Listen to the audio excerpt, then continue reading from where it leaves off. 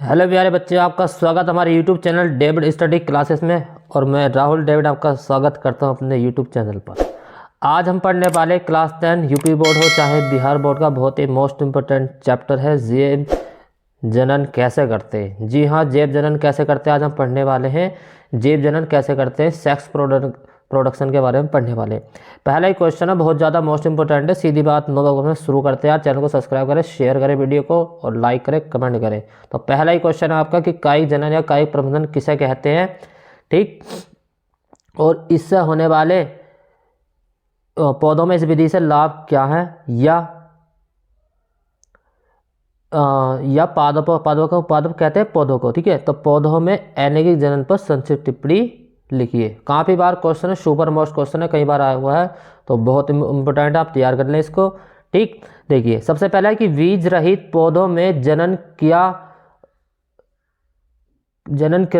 कायिक जनन अलैंगिक जनन के बीज के द्वारा होती है। ठीक है, जिनमें बीज नहीं होते पौधों में, जिन पौधों में क्या नहीं होते, बीज नहीं होते, उनमें जो जो सेक्स प्रोडक्शन होता है वो किनके द्वारा होता है आपका। ठीक है, किनके द्वारा होता है वो, बीज रहित कलम द्वारा या अलैंगिक जनन के बीज के द्वारा होता है। इसके अंतर्गत आपके क्या क्या जाएंगे, इसके अंतर्गत आपके, ठीक है, इसके अंतर्गत पौधों के किसी कायिक अंग, अब कायिक अंग कौन से होते हैं, कायिक अंग जैसे आपका जड़ हो गया, ठीक है, तना, पत्ती, कलियों द्वारा नया पौधा तैयार किया जाता है। ठीक है, जड़, तना, पत्ती, कलियों द्वारा नया पौधा तैयार किया जाता है, इसे कहते हैं हम, ठीक है, कायिक जनन या कायिक प्रबंधन कहते हैं। ठीक, उसके बाद आगे बढ़ते हैं। जैसे आप देख सकते हैं यहाँ पर, अभी मैं आपको दिखाता हूं।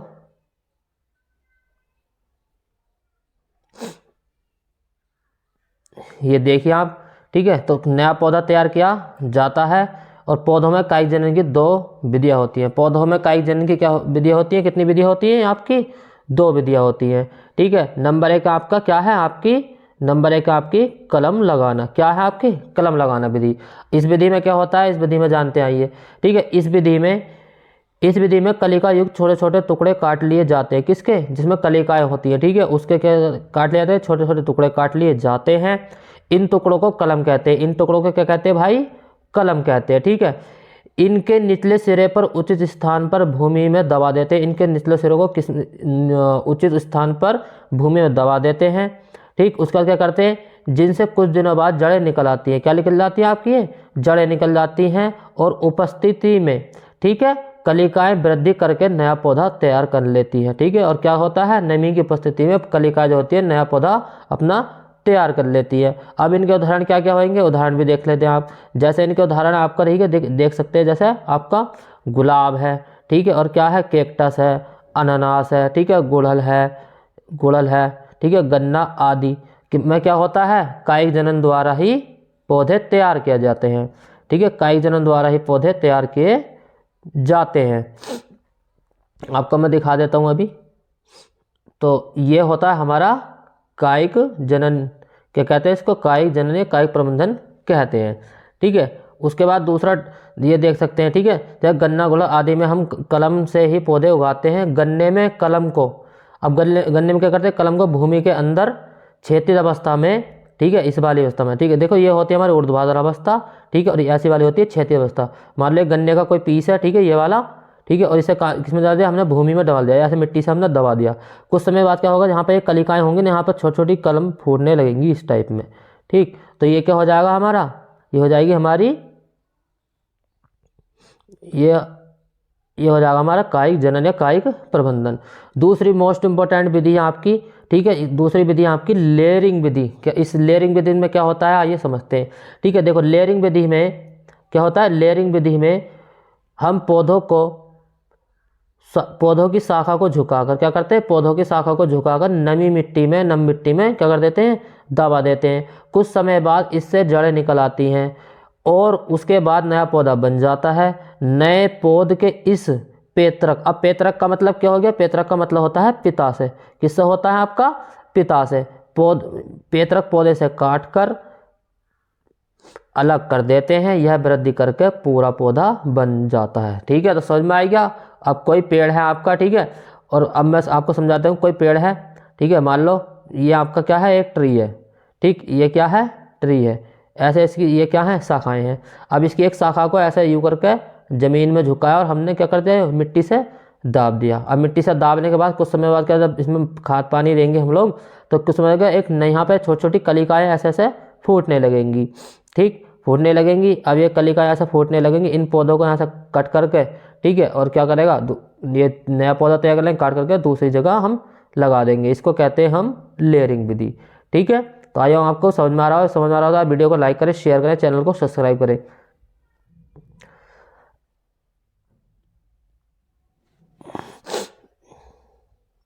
अब आता है कि अब मैं आपको दिखा देता हूँ स्क्रॉल करके यहाँ पे।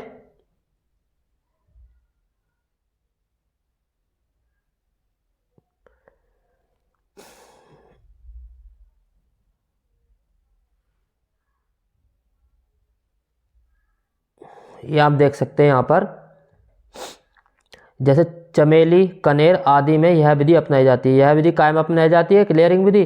चमेली, कनेर आदि में यह विधि अपनाई जाती है, ठीक है। तो बहुत ही मोस्ट इंपॉर्टेंट है ये, आप इसे तैयार कर लें। उसके बाद आता है कायिक जनन के लाभ बताइए। कई बार पूछा जा चुका है कि कायिक जनन के लाभ बताइए, क्या लाभ होने वाले हैं इसके। देखो देखो, जिन पौधों में बीज नहीं बनते, जैसे केला, ठीक है, गन्ना, अनानास, ठीक है, इनमें कायिक जनन द्वारा नए पौधे तैयार किए जाते हैं। इनमें क्या होता है आपका, कायिक जनन द्वारा नए पौधे तैयार किए जाते हैं, ठीक है। अब कायिक जनन के लाभ, ठीक है, पॉइंट नंबर एक डालें इसको। यह पॉइंट नंबर 2 है आपका, पॉइंट नंबर 2 है आपका ये कि नए पौधे कम समय में उत्पन्न हो जाते हैं। सही बात है, इसका क्या होगा, नए पौधे कम समय में उत्पन्न हो जाते हैं। पॉइंट नंबर 3 है, नए पौधे पुराने पौधों के समान होते हैं, बिल्कुल वैसे ही होंगे, कोई विभिन्नताएं नहीं होती जैसे आपका, ठीक है, नया पौधा पुराना पौधा आगे सेम ऐसे क्या होगा, नया पौधा होगा। पॉइंट नंबर 4 है कि इनमें विभिन्नताएं नहीं होती। ऐसा नहीं है कि मतलब नया पौधा जाएगा, ठीक है, उस पर उसकी लंबाई कम, ग्रोथ कम होगी या वो फल कम देगा, ऐसा कुछ नहीं होगा, बिल्कुल वैसे ही रहेगा अपने पैतृक पौधे की तरह, बिल्कुल सेम ही ऐसा रहता है इसमें, ठीक है। तो यही क्या होता है, इसके लाभ होते हैं हमारे।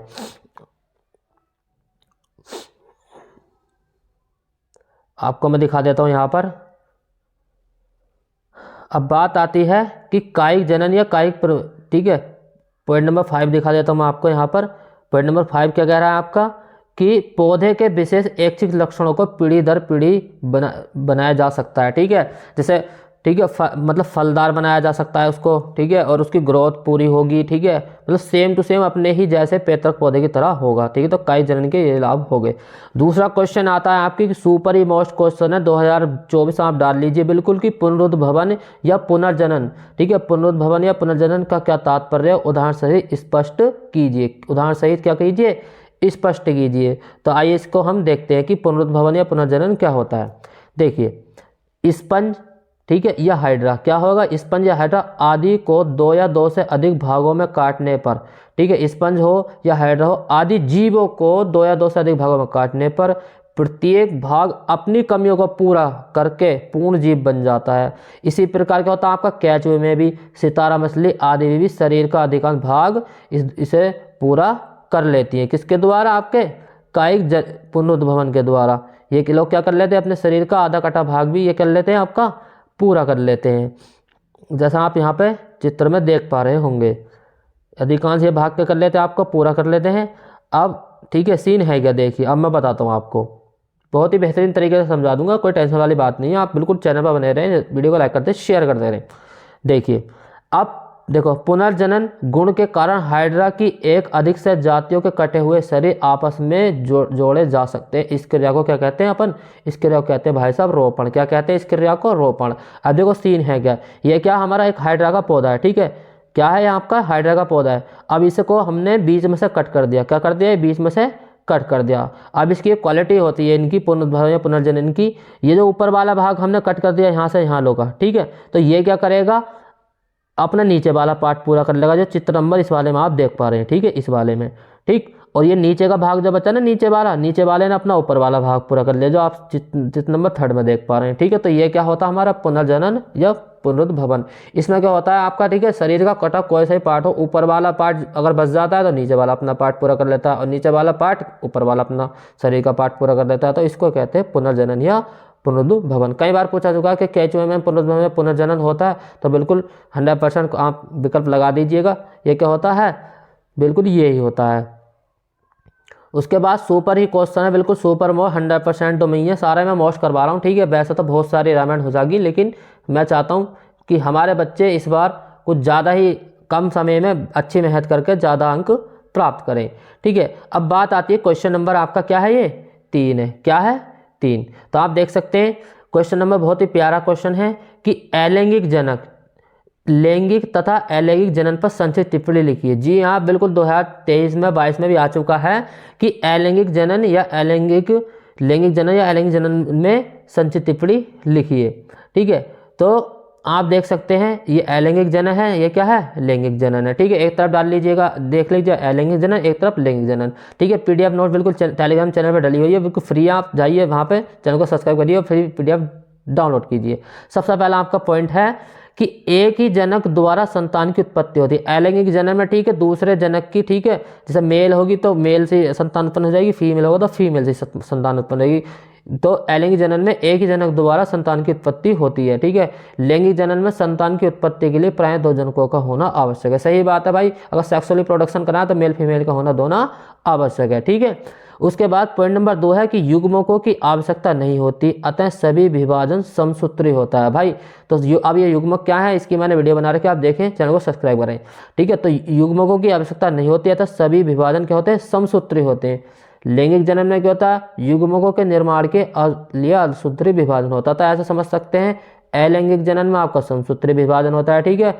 और लैंगिक जनन में कैसा होता है, आपका समसूत्री विभाजन होता है। कैसा होता है, सॉरी, अर्धसूत्री विभाजन होता है, किसमें, लैंगिक जनन में, ठीक। उसके बाद आगे चलते हैं, आगे देखते हैं अपन। पॉइंट नंबर 3 है आपका कि, एक मिनट रुकिए, अब मैं दिखा देता हूँ आपको सही करके, बिल्कुल। वीडियो पसंद आ रही है तो वीडियो को लाइक करते रहे, शेयर करते गए।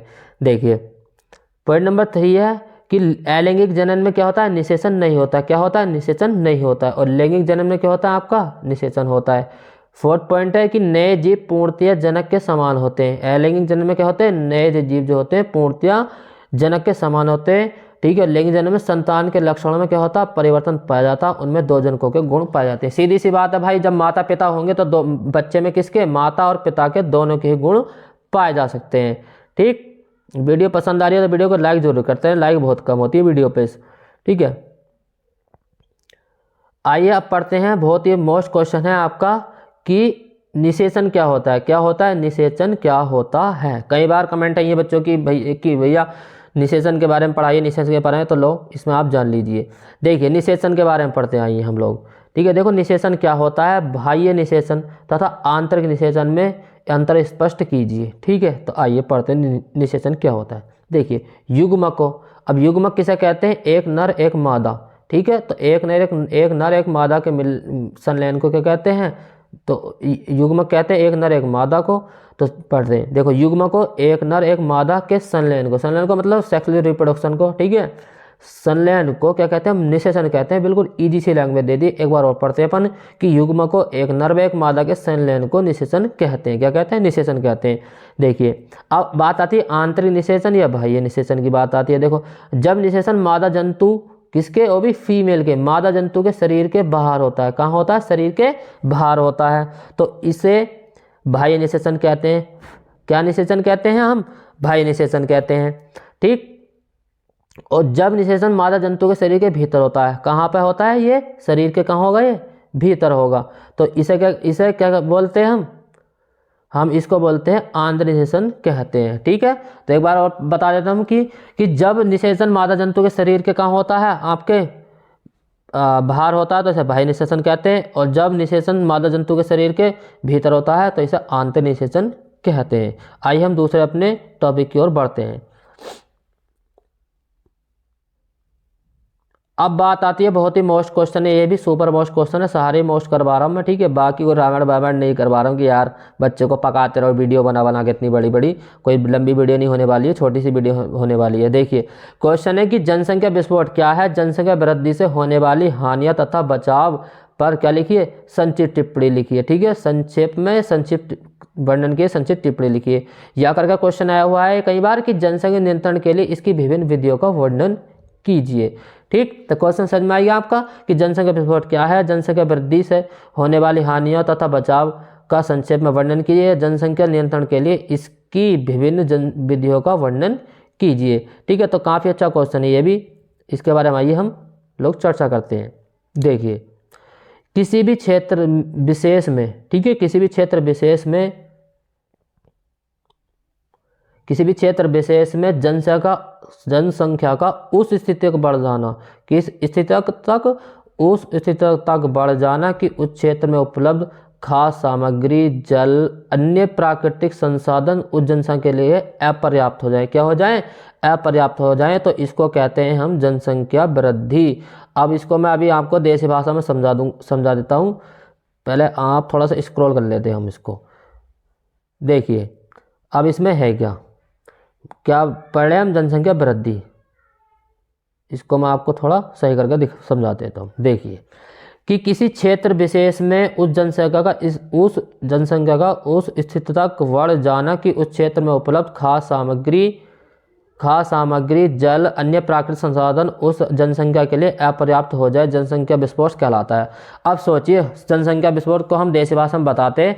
मान लीजिए आपके क्षेत्र में, ठीक है, गेहूँ हुई आपकी 1 कुंटल, ठीक है, और उस 1 कुंटल को पहले लोग खा रहे थे 30, और आप खा रहे हैं उस गेहूं को 1 कुंटल को 50 व्यक्ति। ठीक है, तो अब क्या होगा, संसाधन कम हो गए। अब ठीक है, चीज़ महंगी हो जाएगी, गेहूं महंगा हो जाएगा। अब गेहूं महंगा हो जाएगा तो क्या होगा, मारामारी होने लगेगी चीज़ों को लेकर। ठीक है, रोजगार की कमी हो जाएगी। जब जनसंख्या ज़्यादा होगी तो रोजगार की भी कमी हो जाएगी। ठीक है, तो इसे कहते हैं जनसंख्या विस्फोट। ठीक है, आया आपको समझ में आ गया होगा बढ़िया से, बिल्कुल। अब बात आती है आपकी कि जनसंख्या विस्फोट से होने वाली हानियों का वर्णन कीजिए। तो जनसंख्या विस्फोट से क्या क्या हानियां हो सकती हैं आपकी, इनकी हम आइए डिटेल में चर्चा करते हैं प्यारे बच्चों। देखो, जनसंख्या विस्फोट से होने वाली है तो इससे होने वाली हानियां देखिए। नंबर 1 पॉइंट है कि अपर्याप्त भोजन, कुपोषण आदि के कारण बच्चों की मृत्यु दर का बढ़ना। सीधी सी बात है, टाइम, ठीक है, जब खाना, भोजन, ये प्राकृतिक चीज़ें भी महंगी हो जाएंगी, हमारा खाना भी महंगा हो जाएगा। ठीक है, तो बच्चों को खाना टाइम पर मिला, कुपोषण का शिकार हो जाएंगे, उनकी मृत्यु दर बढ़ जाएगी। उसके बाद बात आती है कि अपर्याप्त आवासों के कारण गंदे स्थानों पर रहना, जिससे अनेक बीमारियां फैलती हैं। ठीक है, जहाँ पर पानी का निकास ठीक से नहीं होता, ठीक है, लैट्रिन बाथरूम का हिसाब ठीक से नहीं होता, तो वहाँ पर क्या होती है, बीमारियां फैलती है, तो आपका क्या बढ़ जाती है, बीमारियां बढ़ने लगती हैं। इससे क्या होगी, मृत्यु दर बढ़ जाएगी। उसके बाद पॉइंट नंबर 3 है कि अपर्याप्त वस्त्रों व साधनों के कारण विषम परिस्थितियों में, ठीक है, अपर्याप्त वस्त्रों का पूरा नहीं मिल पाना, साधनों का पूरा नहीं हो पाना के कारण विषम परिस्थितियों में भीषण गर्मी व सर्दी, ठीक है, गर्मी के टाइम में, ठीक है, आपके वस्त्र मतलब संसाधन ठीक से नहीं मिल पाना, ठीक है, पंखा, ये सब चीज़ें अच्छा घर नहीं हो पाना, ठीक है, वायु की कमी हो पाना, सर्दी में क्या होना, गर्म कपड़े नहीं मिल पाना, तो उनसे क्या कारण होती है, बहुत सारे व्यक्तियों की क्योंकि अकाल मृत्यु हो जाती है, बिना टाइम के मृत्यु हो जाती है। उसके बाद आपका पॉइंट नंबर 4 है, पॉइंट नंबर 4 कह रहा है कि अपर्याप्त रोजगार के अवसरों के कारण बेरोजगारी जो मानसिक तनाव व अपराधों को बढ़ावा देती है। सही बात है, जब एक बहुत मतलब हमारे देश का कम 80% युवा इस टाइम पढ़ा लिखा है, ठीक है, और उन्होंने इतनी डिग्री करके भी वो बेरोजगार हैं, फिर बेरोजगार हैं, ठीक है, जब जॉब नहीं मिलेगी तो भाई साहब फिर क्या करेगा, कोई भी क्या करेगा, उसको मानसिक तनाव हो जाएगा, मानसिक टॉर्चर हो जाएगा, फिर क्या करेगा वो, ठीक है, चोरी, मर्डर, ठीक है, और दूसरे अन्य रास्ते अपनाएगा। ठीक है, तो इससे क्या होगा, हमारा अपराध की दुनिया भी बढ़ेगी, और इससे क्या होगा, मानसिक अपराध भी बढ़ेंगे। आपके मानसिक अपराध बढ़ेंगे तो भाई किसी चीज़ की बात है, ठीक है, कानून की अवहेलना होंगी और देश में क्या हो जाएगा, मारामारी जैसी स्थिति हो जाएगी। अब बात आती है कि जनसंख्या वृद्धि रोकने के बचाव। ठीक है, सबसे पहले मोस्ट इम्पोर्टेंट है आपका प्यारे बच्चों कि शिक्षा की सुविधा का अत्यधिक विस्तार होना चाहिए। क्या होना चाहिए, शिक्षा की सुविधा का अत्यधिक विस्तार होना चाहिए। पॉइंट नंबर 2 है कि विवाह की आयु स्त्रियों के लिए यानी लड़कियों के लिए कम से कम एटलीस्ट, ठीक है, कितनी होनी चाहिए, आपकी 21 वर्ष होनी चाहिए। प्यारे बच्चों, कितनी होनी चाहिए, आपकी 21 वर्ष होनी चाहिए। ठीक, कितनी होनी चाहिए, आपकी 21 वर्ष। और तथा पुरुषों की आयु कितनी होनी चाहिए, 25 वर्ष होनी चाहिए। कितनी होनी चाहिए, आपकी 25 वर्ष होनी चाहिए कम से कम। उसके बाद आपकी बात आती है पॉइंट नंबर 3 की। पॉइंट नंबर 3 की बात आती है तो आप देख सकते हैं यहाँ पर कि प्रति परिवार, ठीक है, ये राइटिंग मिस्टेक हो गई है, तो प्रति परिवार बच्चों की संख्या निर्धारित की जानी चाहिए। ठीक है, हमारी केंद्र सरकार और राज्य सरकार ने भी काफ़ी मामला उठाया है, ठीक है, जनसंख्या कानून को लेकर। अब ठीक है, आप 2 बच्चों का कानून भी लागू हो चुका है। 2 बच्चों का कानून लागू होने का मतलब है कि 2 बच्चे ही आप, ठीक है, पैदा कर पाएंगे। पैदा करने के तो आप, ठीक है, 3 भी कर पाएंगे, लेकिन सरकारी सुविधाओं से क्या हो जाएंगे आप, वंचित हो जाएंगे, जिससे देश में, ठीक है, मारामारी की स्थिति उत्पन्न हो। तो इसलिए छोटा परिवार सुखी परिवार। उसके बाद परिवार कल्याण कार्यक्रमों को अधिक प्रभावी बनाना चाहिए। ठीक है, तो परिवार कल्याण के कार्यक्रम में उनको क्या बनाना चाहिए, अधिक प्रभावी बनाना चाहिए सरकार को। और हमें भी, सरकार की ही गलती नहीं सारी, हमें भी अपनी मतलब जनसंख्या नियंत्रण पर कंट्रोल रखना चाहिए। उसके बाद आइए चर्चा करते हैं दूसरे क्वेश्चन पे। हाँ, सुपर क्वेश्चन है, ये भी बहुत ही मोस्ट इंपोर्टेंट क्वेश्चन है आपका, कि एकलिंगी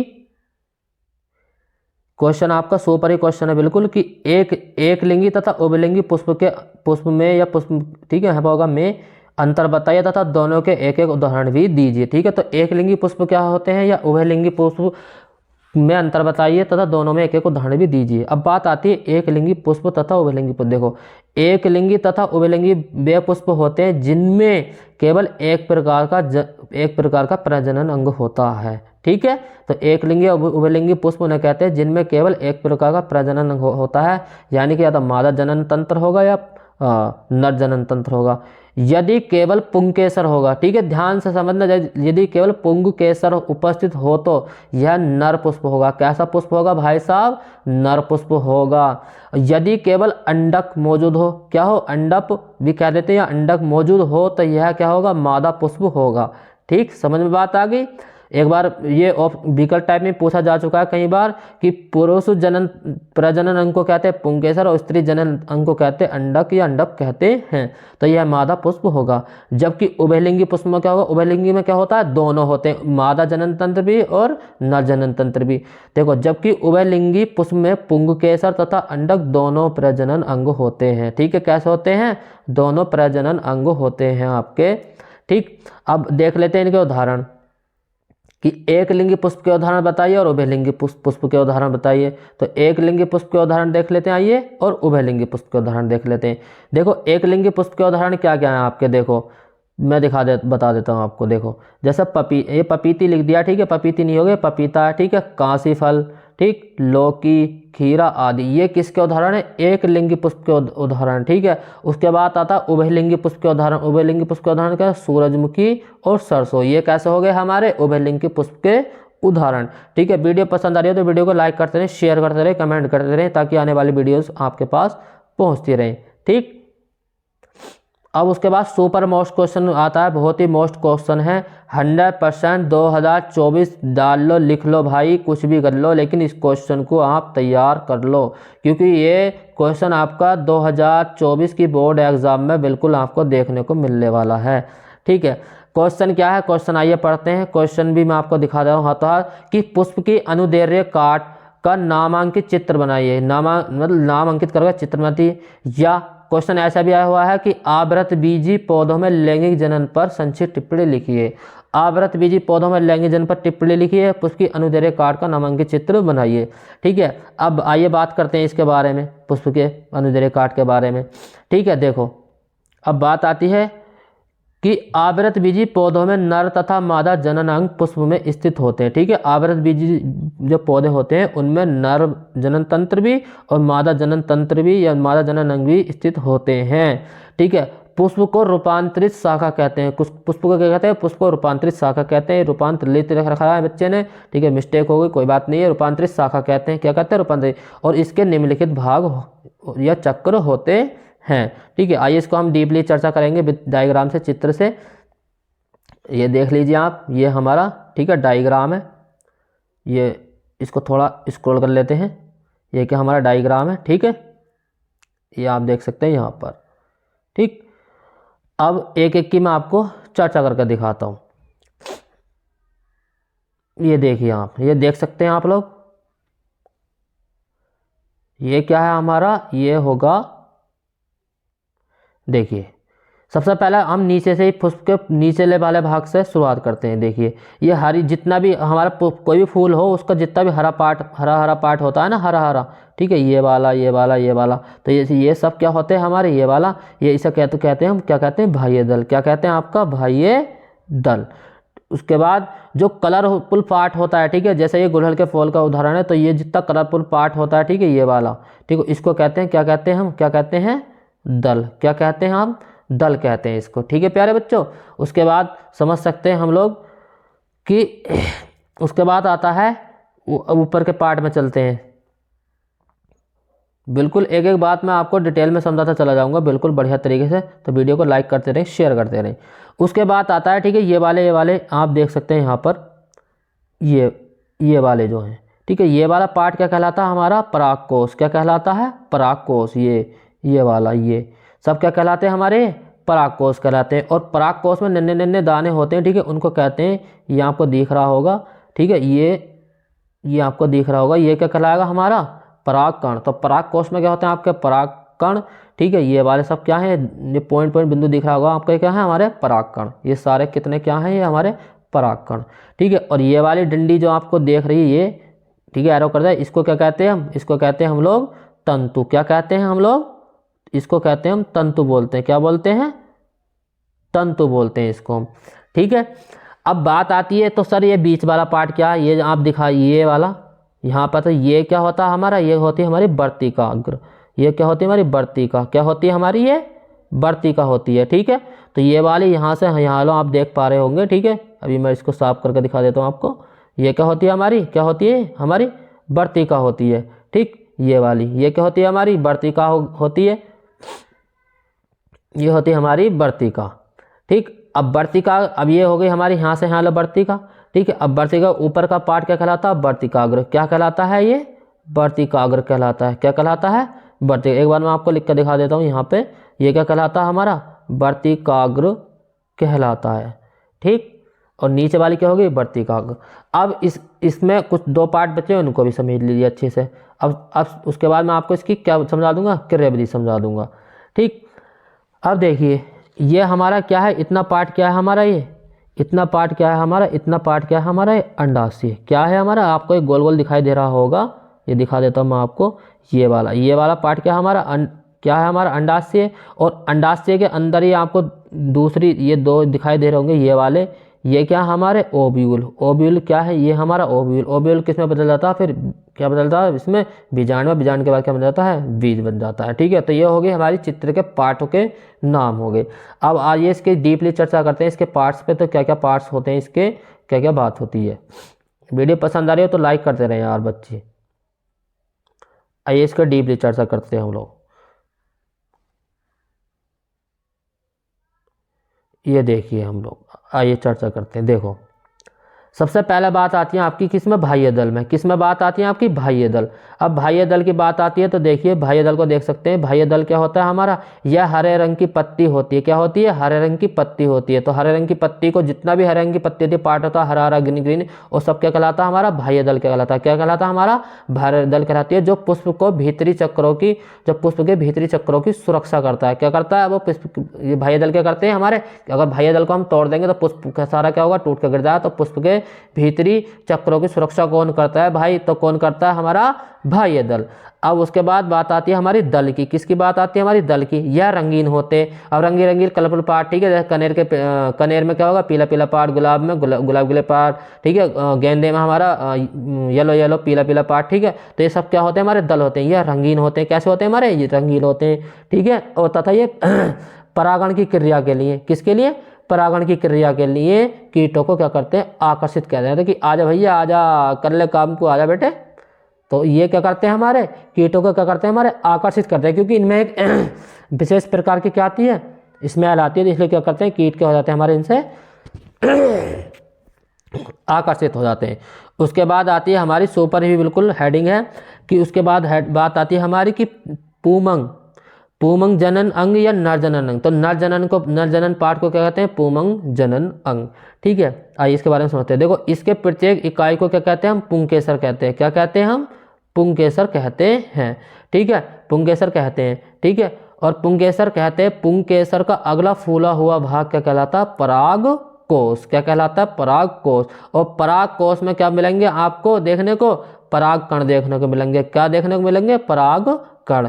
और परागकण में क्या होगा? एक स्त्री नर केंद्रक होगा। क्या होगा? एक स्त्री नर केंद्रक। ठीक। उसके बाद बात आती है हमारी स्त्री जनन अंग की। ठीक है, तो स्त्री जनन अंग को क्या कहते हैं हम? ठीक है, स्त्री जनन को कहते हैं हम जायांग। क्या कहते हैं हम? जायांग कहते हैं। देखो, इसकी प्रत्येक इकाई के को क्या कहते हैं? कार्पेल या अंडक कहते हैं। तो इसकी प्रत्येक इकाई को क्या कहते हैं हम लोग? कार्पेल या अंडक कहते हैं। ठीक है, कार्पेल कहते हैं या अंडक कहते हैं। ठीक है, अंडरलाइन कर लेना इसको, सुपर हेडिंग है, ये विकल्प में पूछी जा चुकी है कई बार। कार्पेल का निचला फूला हुआ भाग, कार्पेल का निचला फूला हुआ भाग क्या कहलाता है? अंडाशय कहलाता है। क्या कहलाता है आपको? क्या कहलाता है आपका? अंडाशय कहला होता है। ठीक, जिसमें ओव्यूल होता है। अंडाशय में क्या होता है? ओव्यूल। और ओव्यूल में मादा युग्मक बनता है। ओव्यूल से ही क्या बन जाता है? आपका बीज बन जाता है। क्या बन जाता है आपका प्यारे बच्चों? बीज बन जाता है। उसके बाद आता है परागण। क्या आता है? परागण। परागण क्या होते हैं? परागण होता है स्वपरागण। एक परागण कितने प्रकार के होते हैं? दो प्रकार के होते हैं, एक स्वपरागण, एक परपरागण। ठीक, तो देखिए सबसे पहली बात आती है हमारी परागण। देखो, पुष्प के परागकोश से परागकणों के उसी पुष्प अथवा दूसरे के वर्तिकाग्र पर पहुंचने की क्रिया को क्या कहलाता है? हमारा परागण कहलाता है। क्या कहलाता है? हमारा परागण। अब परागण की क्रिया है क्या? ठीक है, कोई मधुमक्खी बैठी और आपने, ठीक है, गुलहड़ का सरसों का पेड़ देखा होगा, उस पर छोटे छोटे हल्के हल्के रोम रोम से होते हैं। मधुमक्खी बैठी, मधुमक्खी में आपने खुशबू ली, खुशबू जाकर फिर दूसरे पुष्प पर बैठ गई वर्तिकाग्र पर। कुछ समय बाद क्या होगा? ठीक है, वो नीचे भी जाएगी कुछ पुष्प के, और फिर क्या होगा? इसी क्रिया को कहते हैं हम परागण कहते हैं। ठीक है, तो पुष्प के परागकोश से परागकणों के उसी पुष्प या किसी दूसरे पौधे के वर्तिकाग्र पर पहुंचने की क्रिया को कहते हैं परागण कहते हैं। परागण दो प्रकार का होता है, एक है आपका स्वयं परागण। ठीक है, तो स्वयं परागण क्या? परागण के एक पुष्प के परागण उसी पुष्प के या उसी पौधे के दूसरे पुष्प वर्तिकाग्र पर पहुंचते हैं, जैसे सदाबहार, गुलमेहंदी और मूंगफली। तो सदाबहार, गुलमेहंदी, मूंगफली में क्या होता है? स्वयं परागण, यानी कि स्वयं का मतलब खुद, परागण आप समझ चुके हैं। ठीक है, उसके बाद हम चर्चा करते हैं कि पर परागण क्या होता है। ठीक है, तो पर परागण क्या होता है, आइए उसके बारे में हम चर्चा करते हैं। उसके बाद बात आती है कि पर परागण क्या होता है। तो पर परागण में क्या होगा? पर का मतलब होता है दूसरों पर निर्भर रहना। देखो, पर परागण, परागण में एक पुष्प के परागण उसी जाति के दूसरे पौधे के वर्तिकाग्र पर पहुंचते हैं, जैसे सूरजमुखी, गेंदा, ठीक है, और मक्का, गेहूं, आम, बबूल आदि में क्या होता है? पर परागण होता है। तो प्यारे बच्चों, क्या होता है? किस किस में पर परागण होता है आपका? सूरजमुखी हो गई, ठीक है, क्या हो गई बच्चों? सूरजमुखी, गेंदा, मक्का, गेहूं, आम, बबूल आदि में क्या होता है? पर परागण की क्रिया होती है। तो बच्चों समझ गए आप कि परागण कितने प्रकार का होता है? जी सर, परागण होता है आपका दो प्रकार का होता है। ठीक, एक स्वयं परागण, एक होता है पर परागण। अब बात आती है प्यारे बच्चों कि पर परागण के लाभ बताइए। क्या बताइए? पर परागण के लाभ बताइए। ठीक, तो पर परागण के लाभ आइए जानते हैं। देखिए, मैं दिखा देता हूँ आपको। पर परागण के कोई दो लाभ बताइए। तो पर परागण के, देखिए, पर परागण से बीजों में नई नई उन्नत जातियां विकसित होती हैं। नंबर 2, पर परागण से पौधे क्या रहते हैं? स्वस्थ रहते हैं। हमारी जितनी भी नई नई बीजों की वैरायटी बनकर आती है, जिनको कहते हैं हाइब्रिड, या देसी भाषा में हाइब्रिड कह देते हैं हमारे यहाँ, तो आपके यहाँ क्या कहते हैं कमेंट बॉक्स में बताएं।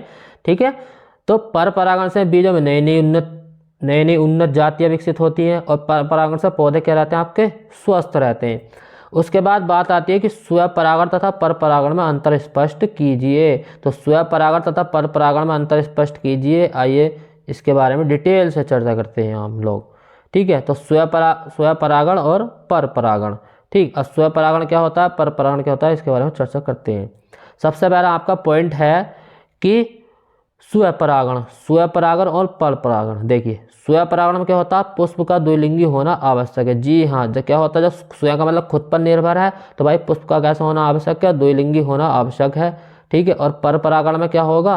पुष्प पुष्प में द्विलिंगी अथवा एकलिंगी भी हो सकते हैं। ठीक है, तो पुष्प द्विलिंगी भी हो सकते हैं और एकलिंगी भी हो सकते हैं। क्या पॉइंट नंबर 2 है कि नर और मादा भाग पुंमंग जायांग एक साथ परिपक्व होना आवश्यक है। तो स्वयं परागण में क्या होगा, नर पार्ट भी और स्त्री पार्ट भी यानी पुंमंग और जायांग भी दोनों एक साथ मैच्योर परिपक्व होने चाहिए।